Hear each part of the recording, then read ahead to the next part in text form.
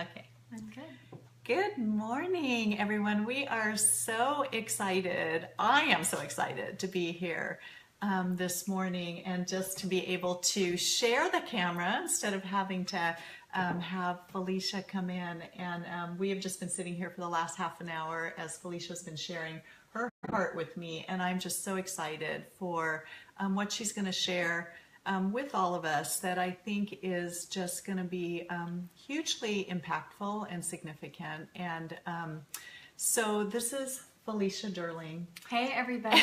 We're in San Clemente. Welcome to San Clemente. San Clemente in her darling little apartment with peekaboo ocean views in the distance. And just to share a little bit about Felicia, and she's going to be sharing a lot more about herself, but she is just a remarkable woman, and she is all about living through your heart, really, right? I would say. I think so. Yeah.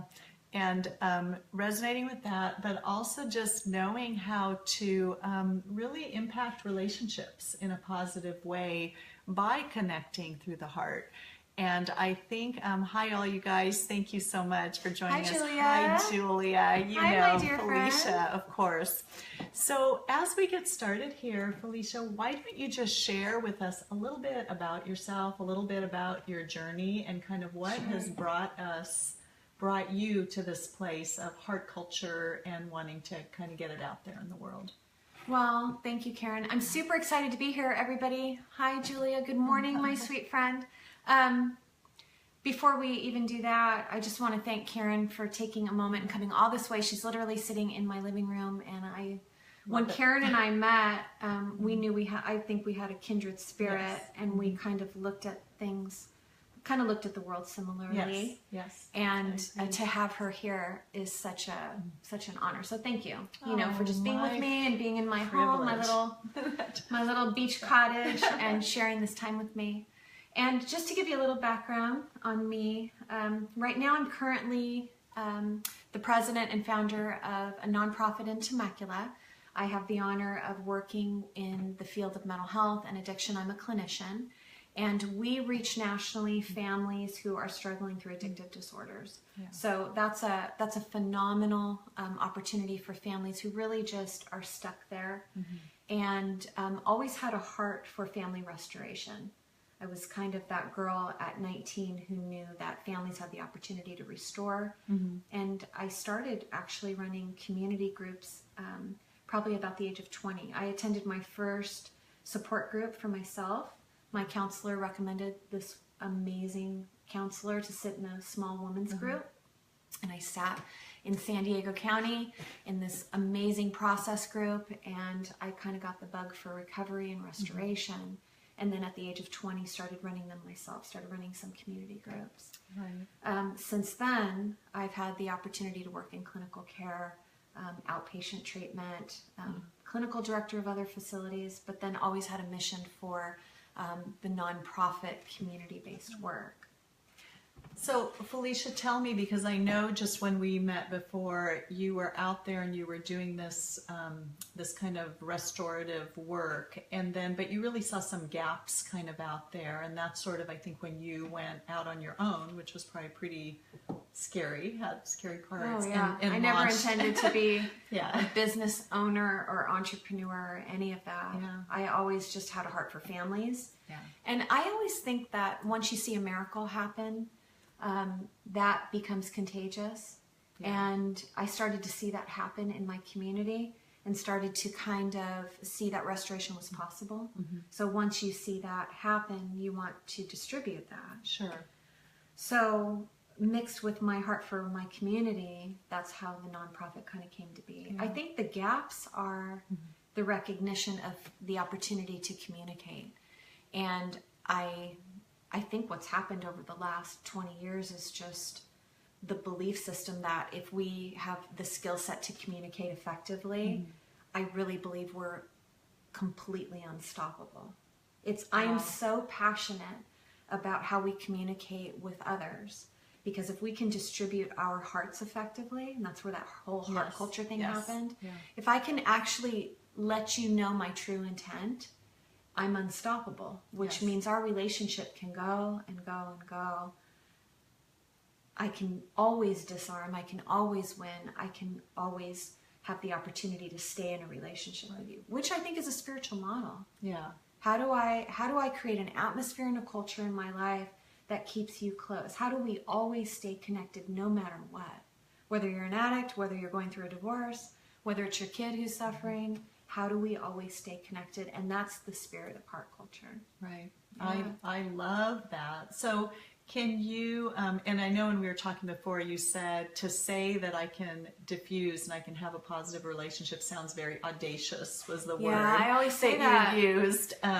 But I think, isn't that something that we all in our relationships crave? And there are so many barriers to that. So Sure. maybe just really quickly circling back to the center, and specifically because I think these are things you learned through addicts and addiction, Sure. but what I think you're really realizing with heart culture, and correct me if I'm wrong, is that those same principles, you see them acted out in the extreme in an addict situation, but there's so much application That's so good. to everybody, right? I mean, you know, people who've been married, parent and children, employer, employees, right? So That's what happened. Yeah.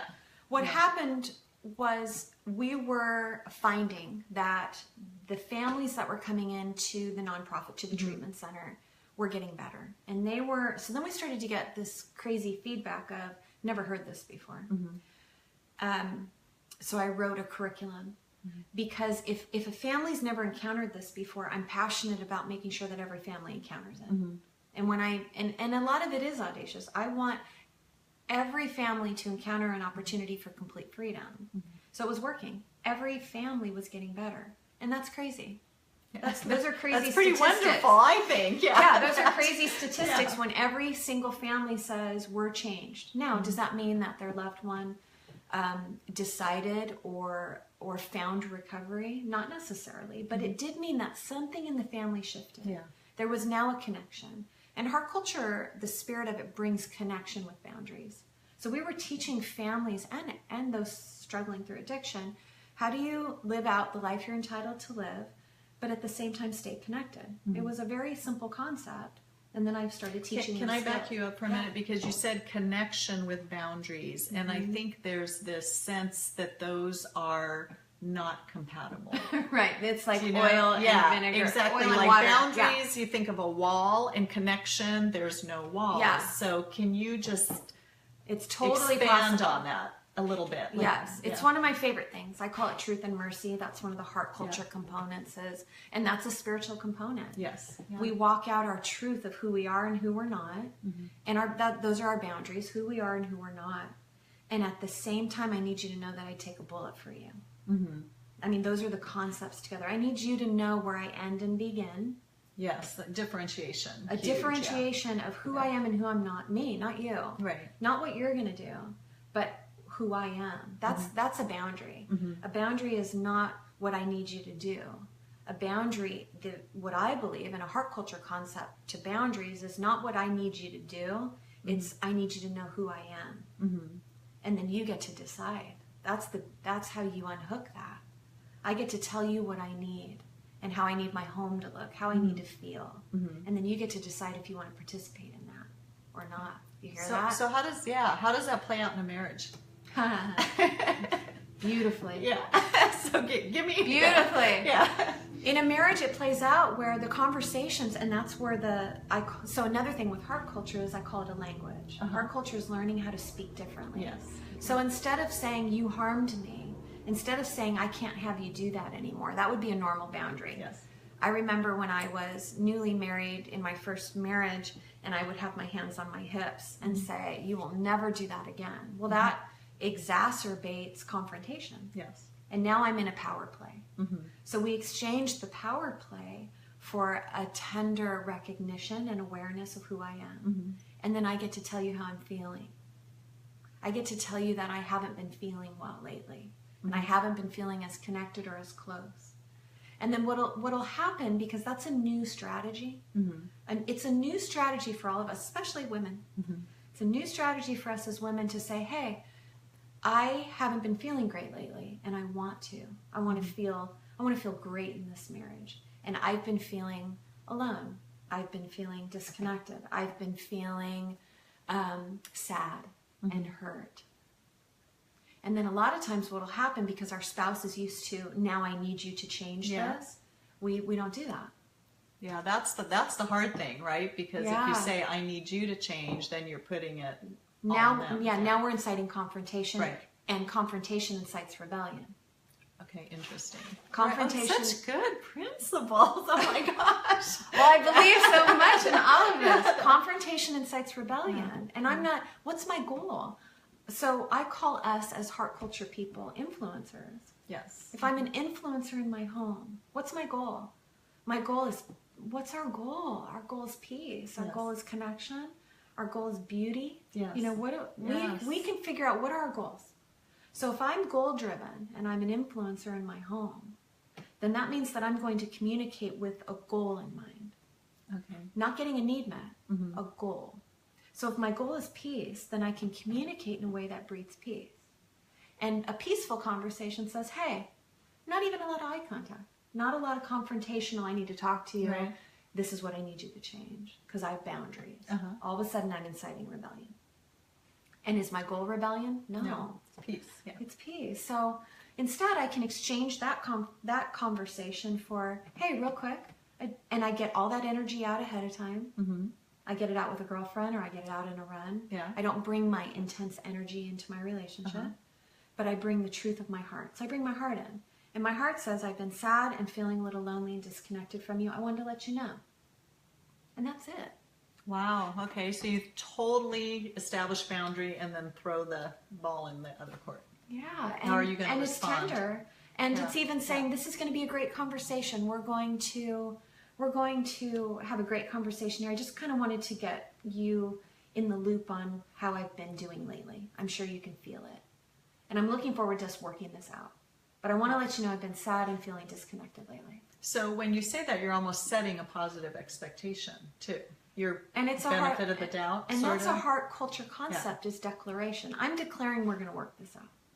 I love that. It's a faithful stance of that. We're going to work this out. But I want to let you know how I'm feeling. When these new concepts start in a home, it really throws the other person because they're not used to it. So normally you'll hear back, well, what do you want me to do about it? You want me to change again? Yes. Is this another conversation where I'm not meeting your needs and I'm not enough for you and I'm always hurting you? And the response to that is not at all. I don't even need you to change anything. And that's powerful. I don't even need you to change anything. I'm just letting you know how I've been because I think that's important for me. It's important for me that I let you know how I've been. So now another heart culture component is we pause. We pause in that. We're so quick to get out of pain and fear that we want to remedy in the next 5 minutes. Yeah, and that escalates and moves into major reactivity then, right? Reactivity, which can incite that rebellion. Yeah.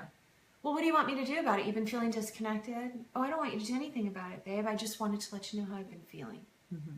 Normally, when you start this, you'll hear, well, that's really confusing to me. Yes, I was going to say, so what do they do with that? What if someone said that Such to a me? good question. I'd be like, okay. Such a good question. You'll hear like, well, what do you want me to do with that? And a heart culture response says, you know what, that's up to you. You get to choose what you want to do with that. You get to choose with what you want to do with my heart. I trust you with my heart. That's declarative right there. Yeah. I trust you with my heart. And I know you care about me. You're declaring that and believing that because you know that's the intent. So declarative sounds very positive to me. And it's almost like you're speaking the outcome that you would like. Because we're influencer and we have the opportunity to change the atmosphere in our home. Yeah, but especially as women, right? Especially as women. Yeah. And the boundary is, but I did share with you that I haven't been okay. So we have a voice. Okay. We need a voice. Yeah. And so often I think what happens is the other thing, one of two things is actually you do move into that reactive state or you lose your voice. Which is our greatest fear. Because we told ourselves, especially as young girls, we told ourselves, I'll always have a voice. I did that. Yeah. I will never be trampled again. I'll always have a voice, so watch me have a voice. Yes. Incites rebellion and conflict. Instead, I get a voice that actually is my true voice. So first we have to become aware. and take time and go slow to figure out, ooh, I've got a lot of energy in there. What is that? How do I get that energy placed well? Yeah. Maybe it's an old story. Maybe it doesn't even belong to my spouse. Maybe I need to figure out where that energy is coming from, all that pain. Yeah. And then let's let our spouse or our significant other know, haven't been doing that great lately. Well, what would you like me to do about it? That's up to you. I just wanted to let you know how I'm doing. You'd be so surprised what that outcome is. You'd be so surprised how in a culture that honors each, that's a very honorable way to share your heart with someone. Yes, yeah. And then it gives the choice for someone to choose how to love you back. That's beautiful. They get to choose Really how to love beautiful. you back, Yeah. rather than demanding love. What have you seen? How I've seen it always work. Really? And that's where you can be so That's where I'm audacious. So what I know that sounds happens? crazy. What happens? Something. It's always different, but something always happens. Yeah. It doesn't mean it always works in terms of the marriage always stays, or the relationship with our sister or brother. Yeah. But you always what always works is you get connection. Yeah. And for me, if I'm connected, this is a little thing that I believe in. If I'm connected, then I matter. Yes. And if you feel connected, then you matter. And if you matter, then you make it. Well, and again, Felicia, isn't that a spiritual concept? Totally. I mean, we as Christians believe in a triune God who is in connection within the Godhead, you know. So, And he's more interested in me staying connected with him than my behavior. yeah. Because if I can stay connected with him, my behavior always follows. Yeah. Yeah. Yeah. That's beautiful. Yeah, I'm such a firm believer. It's how we get out of conflict, and it's audacious to say, imagine never arguing again.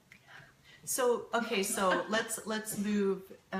We've kind of focused on, you know, marriage, and I'm just soaking this up as someone who's been married for a long time, and I'm like, yeah, that's, you know, That's kind new. of, that's our dance. That's Do you our feel dance. that's new? I feel that that's In very some way, new, that's because I new. think for me, and I, you know, just to be very vulnerable here, there is that place between, you know, their conflict arises, you're feeling that energy, whether it's frustration or anger or sadness or whatever, and then you're like, well, do I say something?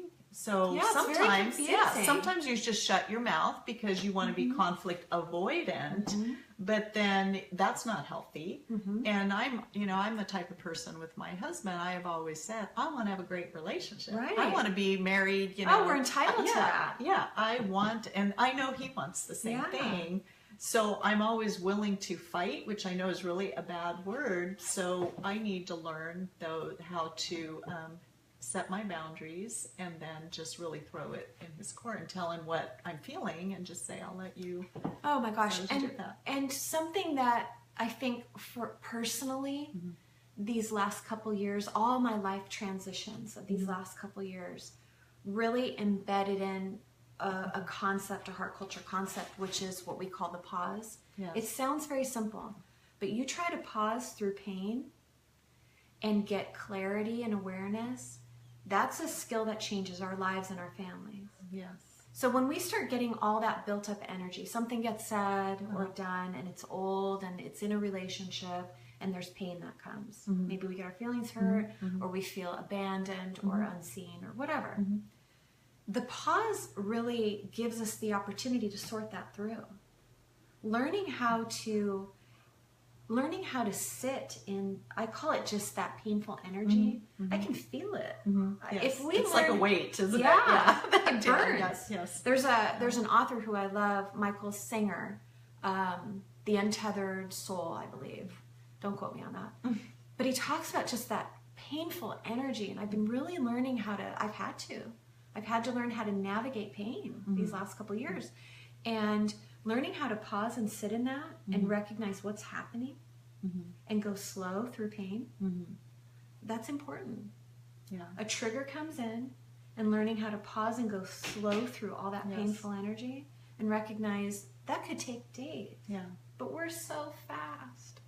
There's a great quote, and I don't know who said it, but it is freedom lies in the space between a stimulus and a response. Yeah. And I think that's so good. Isn't that good? I didn't say it, so I'm not gonna, but it's so good. Isn't that good? Because, and I think what that really shows is when you can really exercise that and live in that space, you have perfect self-control, which is, and we find truth. And the pause creates the opportunity to find, what really am I feeling? Yeah. What am I afraid of? Yes. What is that? And then instead of going into an old, it's imago. Imago is a concept where we just keep replaying the same story over and over and over again. So getting a new, this is going to sound clinical for a minute, but getting a new neurotransmission in the mind. Yes. Yeah. It stops the pattern, stops the old 20-year pattern, 40-year-old pattern, and it pauses it enough to get conscious and work from here, this part of the brain. Instead of reactive. And say, makes sense. What am I feeling? That might take an hour. That might take a couple days. It's okay to even pause and say, I have my own stuff going on right now. I'm sorting it out. I'll let you know right away once I know what's going on. That's unfair to you to give you this energy when I don't even know what it is. Yeah, that's a beautiful tool. And I'm really honoring you, which that's one of the key components, is a culture of honor that says, I honor you too much to give you all this negative energy that I haven't even sorted through yet. Felicia, that is so beautiful. That concept of honor, I think, is something that's so lost in our culture, where we can just spew anything we want, we can say anything we want. Certainly in the political realm, there's absolutely no honor. And so I love, because really honor is so linked to respect too, isn't it? There's three components. There's honor, respect, and freedom. Yes. So can you go into that? And it's a Danny Silk concept from Loving on Purpose that I've just taken and run with, because no one's dispensable. That's an important heart culture concept, is no one. Oh, I love that. Beautiful. That's a spiritual concept. Yes. There's not one. Yeah. Do I always have my limits and my boundaries? Yeah. But no one's dispensable. So if you're not dispensable, and I give you the honor of not spewing all my negative energy on you, just to try to remedy my own fear and pain so fast. A lot of times we do that because we're trying to remedy our pain. Yes. Yeah. Yeah. If I can give that to you and you can fix it, then I'm out of pain. Yes. That's not honorable, because that's not your responsibility. Yeah. That's mine. Yeah. So I hold me separate from you and I honor you. And I say, I honor you too much to give you this right now. I just need a minute. Let me sort this through, and then we go through those skill sets, which is I'm pausing, I'm getting aware, and now I'm saying to you, I'll tell you how I'm feeling. Yeah, I love that. I just want to let you know how I am. Yeah, and that, what you're kind of saying about that pain, I mean, that kind of circle goes back around to addictive behavior. And in some ways, we're all addicts and numbers. I mean, right? Because we're always trying to diffuse. We're trying to get out of pain all day, every day. Every day, yeah. And we haven't learned how to understand our hearts. Our hearts are our spirit and our hearts. We haven't learned how to navigate pain at all. We're not in a culture like that. No one's teaching how to navigate all that energy and all that negative, painful stories. Yes. All those negative feelings. Yeah. That's our job, not someone else's. Right. So, and I know my question's going to be, so can you give us just a couple tools on how do you navigate pain? I mean, how do you work through that? So for those of you who've been following me for a while, I learned it at 19. I was in a lot of pain. I was a Point Loma Nazarene college student. Wasn't doing well. I was suffering tremendously, just coming out of, I've got these wonderful parents, wonderful mom and dad, but we had a lot of pain in our home. And walking out that restoration, then when I was on my own, the pain was too much to bear. So that's when I started going to counseling and really made a decision to walk out a life of recovery from pain. And one of the tools she taught me is just getting very mindful and centered and self-aware of kind of an initial validation. So one of the heart culture concepts is there are so many times, and I'm sure so many of you can relate, and we can all relate, that we have such negative, self-loathing thinking when we go into pain. Yes. We hate the pain, and we actually say that. So in an exchange of hating the pain, we actually honor our story. So I always, whenever I've run a group, wherever I've been working with someone, I say, if you see me in my car and I've got my hand on my heart, I'm doing my work. Oh, I love that. My hand on my heart is actually getting an internal dialogue that says, you feel this way because. It's a ritual, isn't it? Like, that has become muscle memory to me now. Of you feel this way because. You feel this way because you've been through so much this last year. You feel this way because you grew up this way. You feel this way because you've been suffering through this. The initial validation is an exchange for the self-loathing of pain. Think about that for a minute. Like a lot of times when... Yeah, think about that. Pause and think about that. Say that one more time. The initial... We normally go into an initial self-loathing when we go into pain. Right. We inadvertently hate the pain, which then we become our own worst enemy. Okay. We're on an adrenaline-based reaction to try to get out of pain, rather than saying to the pain, it makes sense that this is here. Think about that for a minute. Yeah. Imagine looking internally and saying, it makes sense that this is here. Yes. Yeah. I give the example too, if you've got a little girl on a bike, she's on her bike, she runs into the back of the car, she skids, she's all skinned up.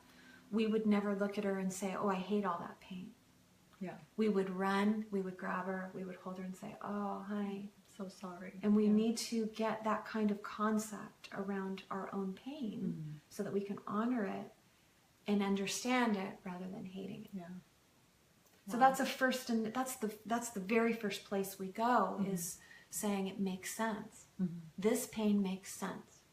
There's something about validating pain that starts to diffuse it. The little girl on the bike says, that's exactly what I needed. She needed to know someone was there. We can do that internally on our own. Yeah. Is that making sense a little bit? It's almost like you can provide comfort for yourself by acknowledging it and saying this is valid and there's a reason why I should feel the way that I feel. I mean, I can, even when you say it, I can hear like the room change a little bit because it goes back to honor. Yeah. It's saying to pain, it would make sense that you've arrived. Yeah. Yeah. Wow. Well, I have no idea what time it is, but I feel. Do you have a sense? Can we look? Yeah. Let me see what we've got. Okay. Because I want to honor your time because I know we can just continue talking. Yeah, we'll do another one. Absolutely. But at least I hope people feel like there's been a couple skills that we've shared. And Felicia, just as we are wrapping up here, I'm going to ask two more questions or things. Sure. First of all, I know that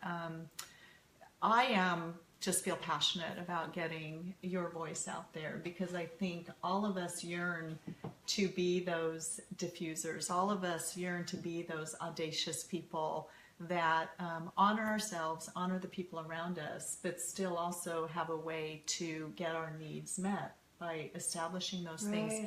So I know that, tell us a little bit about how any of the audience that's watching either live or going to be watching later, how they can get involved, how they can be connected with you. And then just feel free to leave any final thoughts that you would like to. So, yeah. Well, again, thank you. Because really, I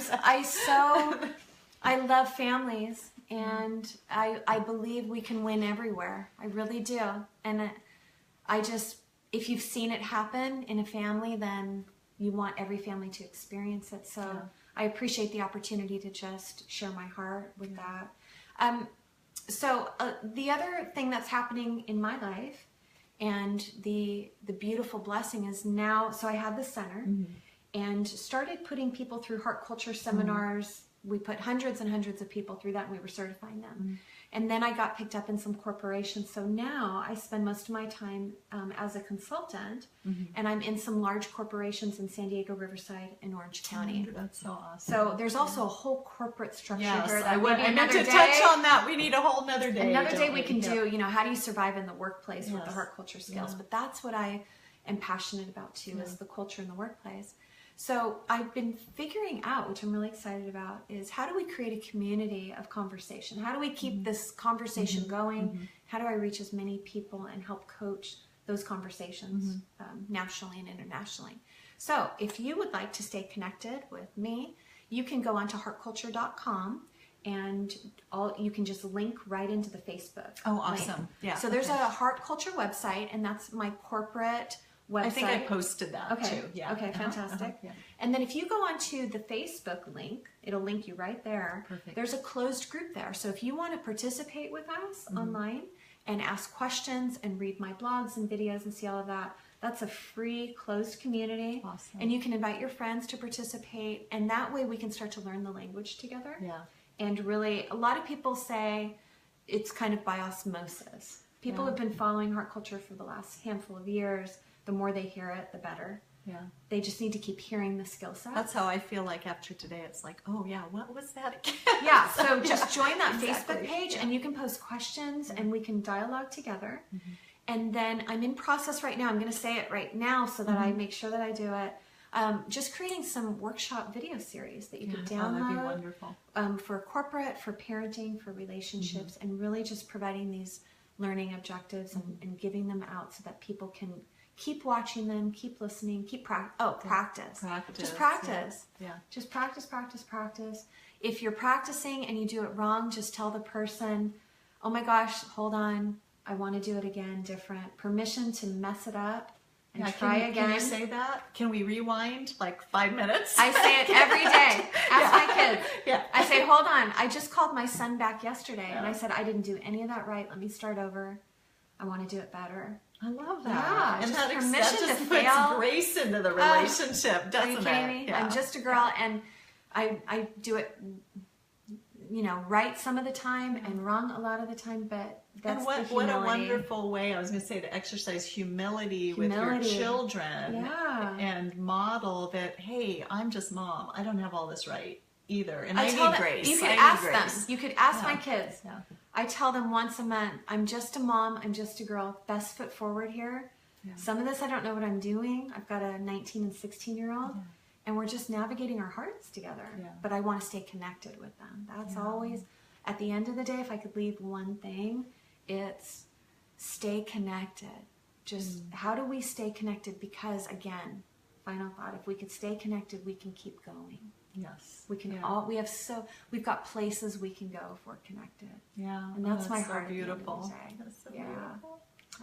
Well, my friend, I love you. You have inspired me. Hopefully we have inspired all of you too, and just more than inspired, really blessed. This is a needed message, and you just move forward with it, and anything I can do to help you. Thank you so much. Anytime we want to keep learning skills, I'd be happy to offer them out. But please hook up to our Heart Culture Facebook page so that we can stay connected. Yeah, awesome. All right. Bye, you guys. All right. Thank you Love for you joining. guys. Mwah. Bye.